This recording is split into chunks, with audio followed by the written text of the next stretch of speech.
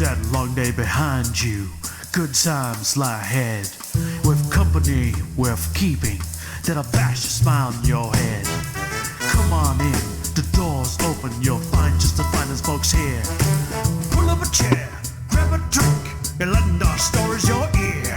Cause we're the talk the tavern. Here you're always welcome. The talk the tavern. Promising beer and bedlam. The talk the tavern. Music, medicine, then some. The talk the tavern. The song's over. Here we come. And welcome to Talk of the Tavern. I'm Travis Sivart with the incredible vices of a good pipe, a good bourbon, and water in my brand new pint glass with the Tavern Society logo on it. Ed, what do you got? I have a Pinot Noir and some cheese as usual. What kind of cheese you got? Those little sharp cheese stick, nice. Cheese stick thingies. But I'm more concerned with. I missed something in the chat, pre-show chat.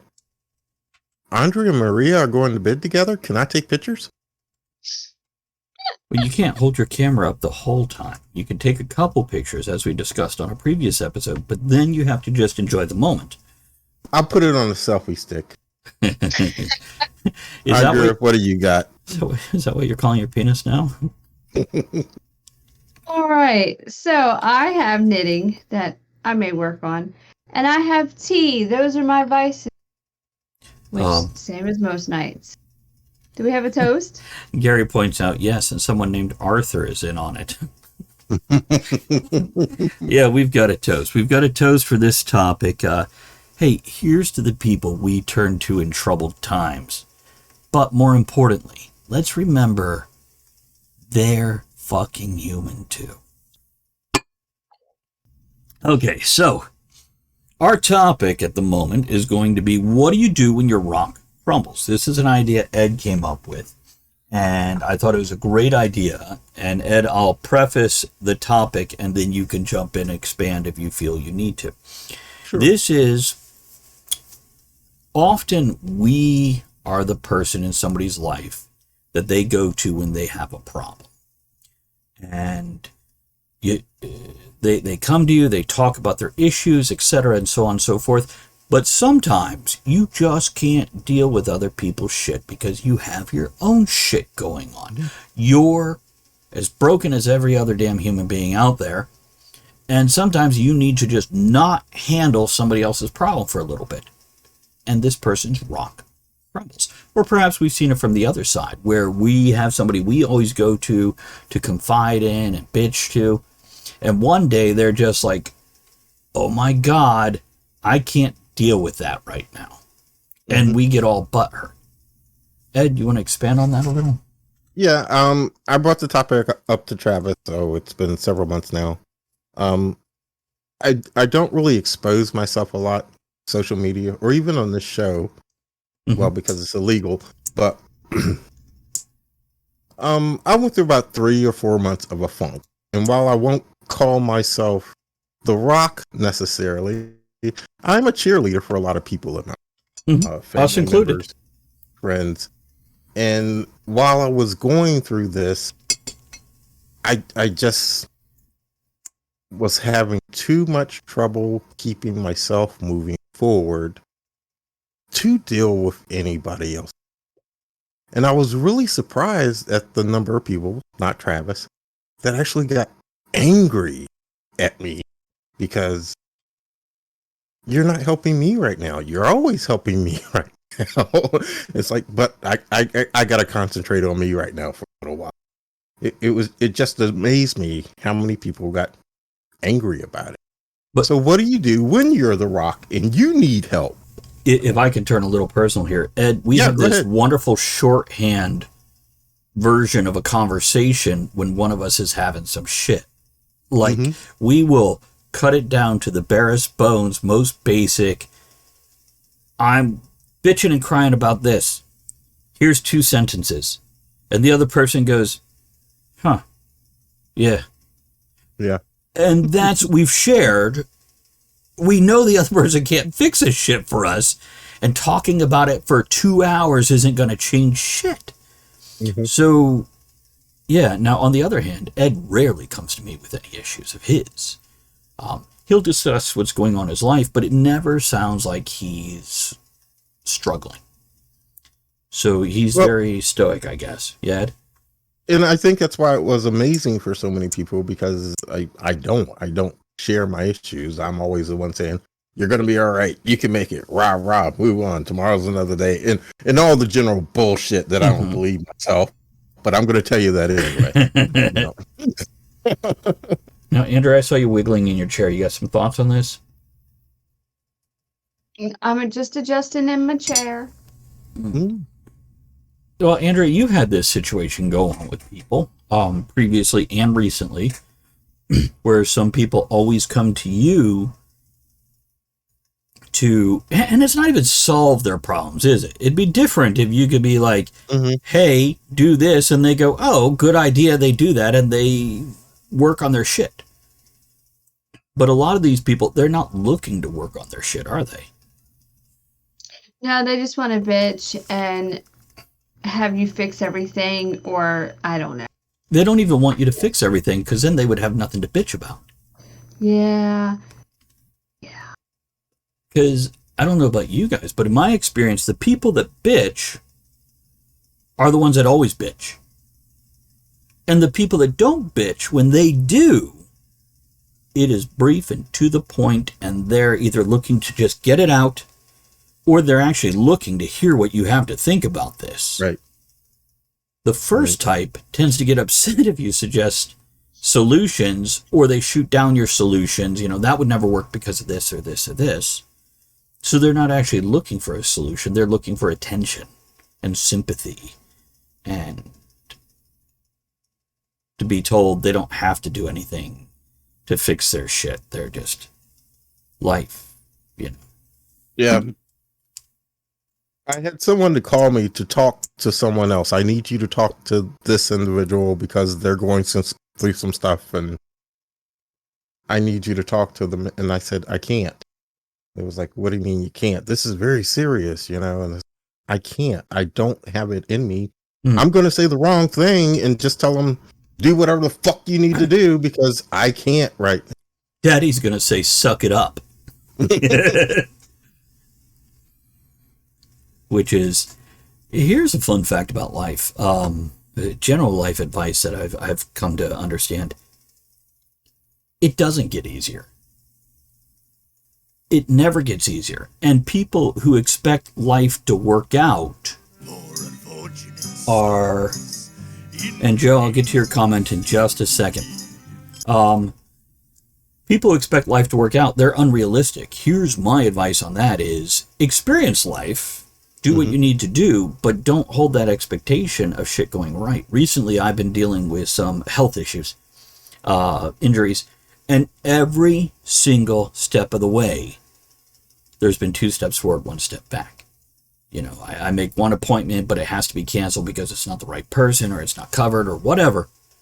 And what I'm coming to realize as I'm dealing with this is, don't go in there expecting shit to work right the first time. Go in there and throw your dice, see what comes up, and then respond to it. But expecting it to actually be right the first time is, I don't know, naive. You fool. Yeah. Joe says, I'm glad we're talking about this. I feel like in general, men are expected to be that impervious rock, remain stoic. But when the rock cracks, and it does, where do they go? I've struggled to figure that out. Now, Andrew, I want to give you a chance to say this. See, Rachel says, that's my secret, Trav. Shit never works right the first time. That's a great thing to learn and keep in your head. Joe, men in society, especially a few decades ago, definitely, but women also, because frankly, most of the people I turn to when I need a rock are women. Andrea is, of course, a big one. And there's other times I try to go to someone besides Andrea because she deals with my shit every day. I can't dump on her constantly. That sucks to be in the house with me. And I like her to want to come home. I must ask you a question. Nope. shave it for later. So I've had a handlebar mustache for more than 10 years at this point in time. And it is one feature that has drawn people of all walks of life, young and old, every race, religion, and background will come up to me and comment on it in a good way, in a great way. This mustache has allowed me to meet more people than any other single feature I have. It's been an incredible thing. And since I started doing it, when I tested a dozen different mustache waxes, I chose Firehouse Mustache Wax as the one for me. They have different thicknesses, different colors, and the one I love is tacky because it's a lot easier for me to use to rub into my mustache, etc. And if you ever need tips on this, I'm here for you guys. But Firehouse Mustache Wax is also got a code up there of Travis15. That's Travis15 for you to get 15% off your mustache wax order. And they do have other things too. Go check them out. And you can find them at firehousemoustachewax.com. That's Firehouse Mustache, MOUSTACHE wax.com. firehousemoustachewax.com. Grab your own mustache wax, style it up, and start making those connections you never knew were even possible. And happy waxing. But Andrea, do you experience that men generally have to be the rock or women? Or both, neither? Oh, hell, I guess it just really depends on the person. That's fair. In my experience, it depends on the person because both can be a rock, both can be assholes. But I see what you're saying, Joe. Societal expectation is that men are strong and don't crumble under this stuff, and women are allowed to be emotional. That's changed a bit, but it's still kind of an underlying theme. Andrew? And you touch on a point, Travis. So it's one thing to have your significant other with all the time be a rock, but you should have outside rock. Mm-hmm. Because it is a lot, especially if you're in that confined space and with each other all the time. Sometimes you need to go outside. Right. For more support. Just because it can become too much. Yeah, they're your first and last rock, but there needs to be some middle rocks. Yeah. Ed, thoughts on all that? Anything to say on all that? Rachel says, I come from the hysterical Hispanic women and very emotional adopted sisters. Men are the rocks, and I guess me a lot because firstborn, send help. Blink if you need help. Having been close to a Hispanic family in a place that I worked, I saw the men going through shit too. And the way they had to deal with stuff is basically sit there and drink with somebody across the table from them and not talk about it. Mm. If you wanted to get them to talk about it, you had to start fucking fishing for shit. Mm. Which sometimes I have to do with Ed. Or buy him enough drink. That's true. That's fair. Yeah, I admit it. I don't always put myself out there. Now, why is that? Is that because you're embarrassed, or is that because you don't want to burden somebody? What is that? Maybe burden. Just it's my shit. Deal with it. But yeah, a few months back, it did get to be too much. I mean, with all the bullshit going on in my life, it got to be a little much. But you said something, turning to the woman in your case, Andrea, and I think for men, as a part of that traditional role where men are supposed to be the rock, sometimes we need to turn to somebody that's a little soft. That's fair. Again, in that traditional role, right? Not necessarily truthful, but in the traditional role. Yeah, we can make the disclaimer. This is a lot of generalization, folks. We are not saying that men can't be soft and women can't be tough and hard. Abso-fucking-lutely. I was raised by a single mother, and I've seen her turn into mush, and I've seen her be a fucking stone. So, I get it. I've seen the same thing with Andrea. I've seen her as a puddle of goo, like her character in this game we play. And I've seen her be a fucking hard ass. And men are the same way. They just express it different in our Western culture. And I say our Western culture because, again, there is a difference in how we handle things versus folks on the continental Africa, Middle East, Asia, etc. Different cultures, different ways of handling things. And even within the continental U.S. itself, if you look at how men act in California versus New York versus Alabama, it can be very, very different. So, I scared the hell out of Teresa several years ago. We had a lot going on. My mom was still alive at the time, and her health was sliding. We just had the hot water heater to leak downstairs, flood the whole downstairs, and I was dealing with that. She was dealing with that. Not that Teresa is soft and she's not strong. Teresa is a very strong woman. Yeah. But we came down to go to work one morning with all of that going on, and there's a fucking roof leak. There's water coming through the house. And she said I had the look of defeat, total defeat on my face as I said, that's it, I'm done. And she's like, it scared the hell out of her because even with the hot water heater blowing up and dealing with my mom's stuff, it's going to be okay. Tomorrow's a new day, blah, blah, blah. But at that moment, I was just fucking done.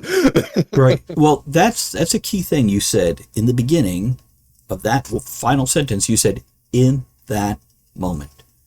And here's what I'm going to tell everybody, because I want to refocus this whole conversation to those people that get butthurt and surprised when they turn to somebody and get smacked down when every other time that person's been there for them.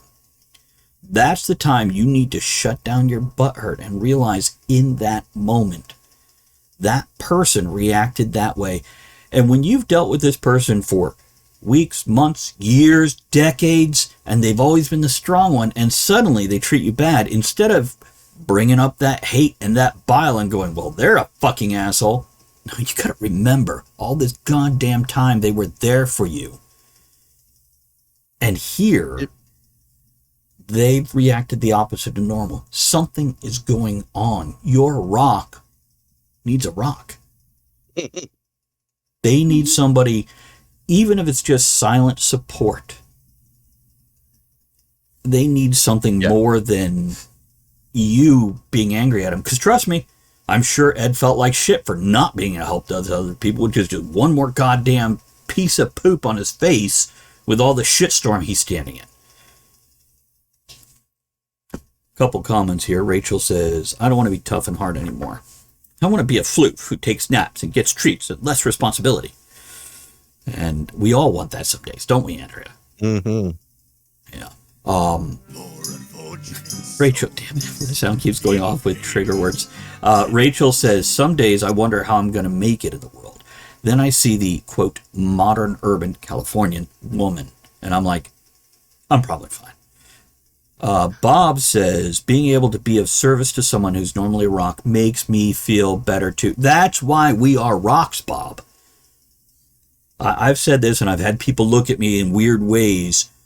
When I'm nice and giving and supportive to somebody, it's because I'm getting something out of it. I feel good to help someone. It's selfish in that way. But these other people that are usually just takers, when suddenly the person who's a giver can't give anymore, they're offended. Yeah.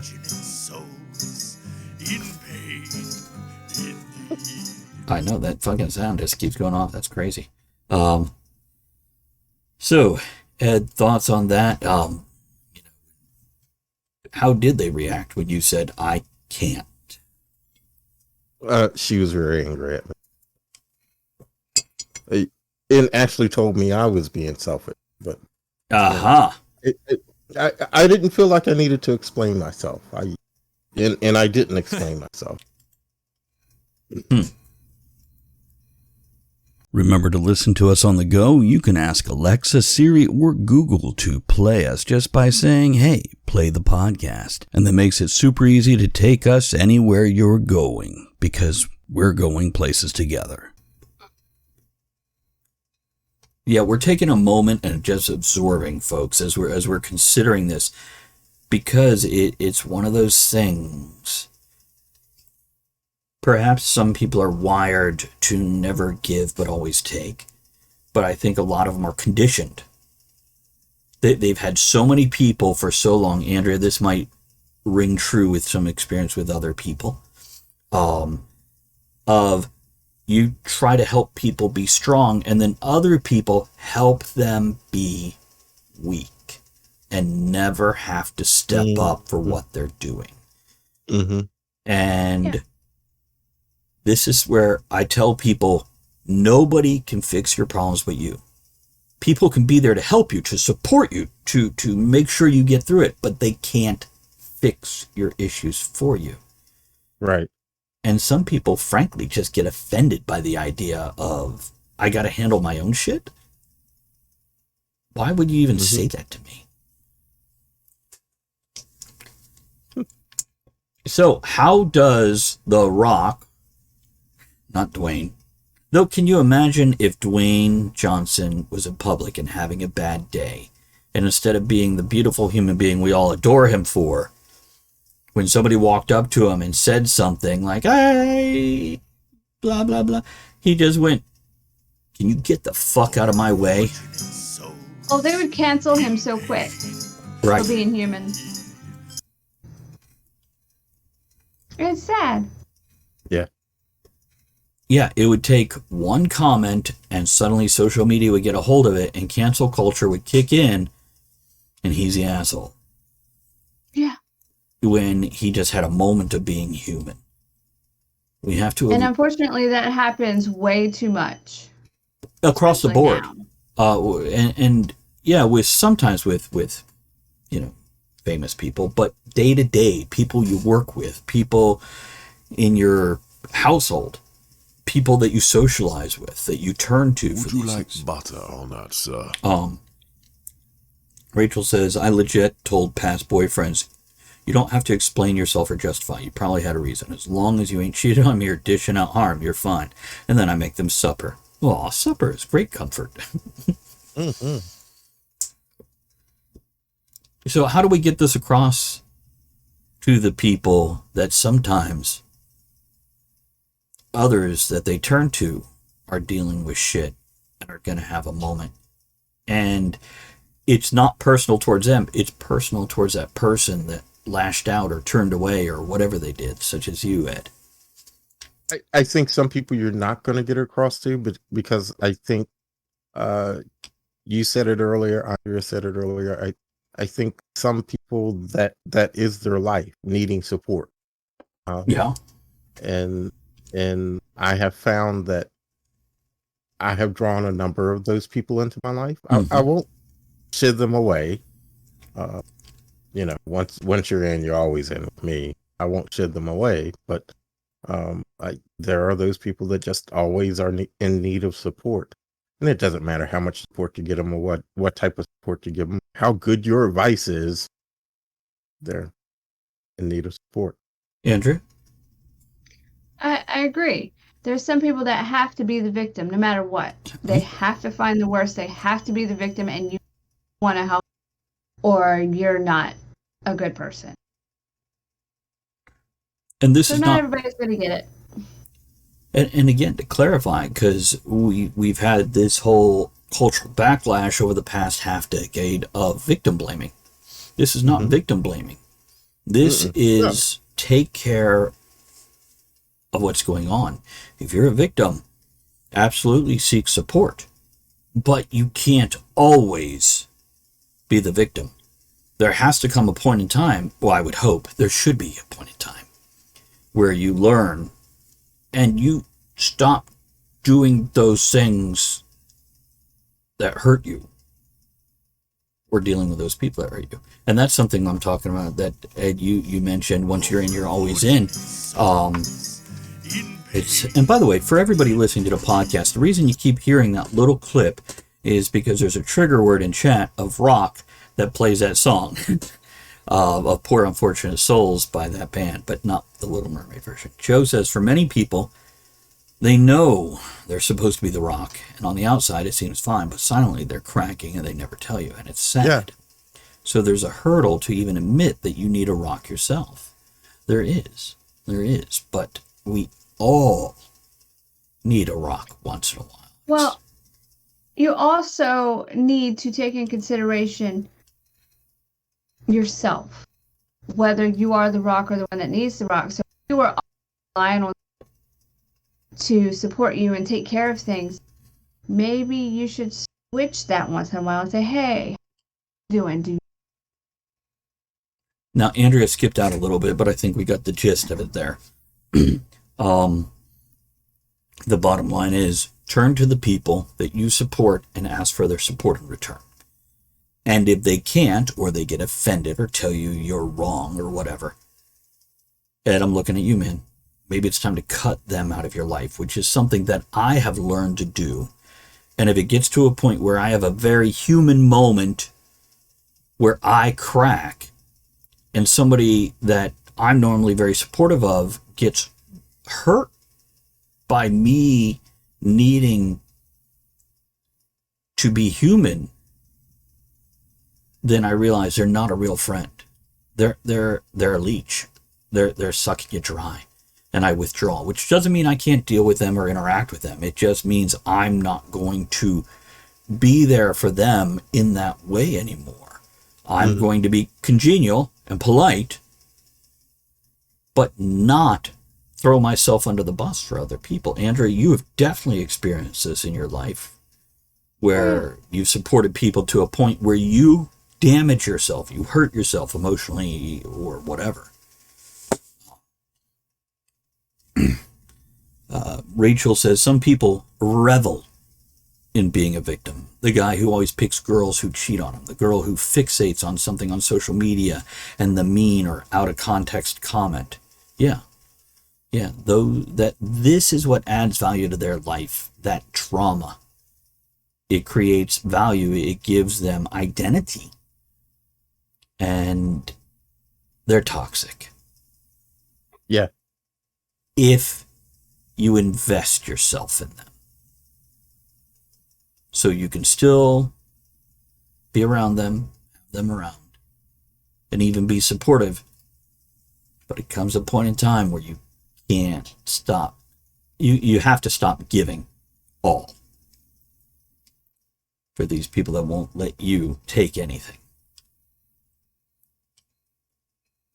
And I'm guessing, watching Ed's face, Andrea's face, knowing my own thoughts, looking at chat, we all feel like we've been on one side of this. What I want everybody to realize is each and every one of us have been on both sides of this at some point in time. Well, I think one of the reasons why I wanted to talk about it, because I realized it's like, damn, if I'm feeling this way, I wonder if there's other people sometimes feel this way. Because you definitely felt like the victim there, right, Ed? Yeah, absolutely. Yeah, and that's what I'm saying is there's times we're all the victim, but I think most of the time we feel like we're the rock. We're the strong one. Never realizing there's times we reach out or lash out. Or just can't be. Yeah. But yeah, if you want a true friendship with somebody, you have to realize that two-way street. And if somebody that was your rock behaves like an asshole, you've got to look at why. What triggered that? And maybe readjust your behavior with them. So, any other further thoughts on this one? Well, here's my... Yeah, Andrea? I said no. Well, here's my closing thoughts and closing toast. I love supporting and helping other folks. I want to be there to help people. But I've learned there's times where you have to stop giving advice and frankly stop caring as much for your own mental health when you do have those moments. So here's to taking care of yourself and cutting out the toxicity that will poison you when you're down. I hear Bob Seger playing in my mind right now. Okay, catch you next episode, guys. Thanks for hanging out.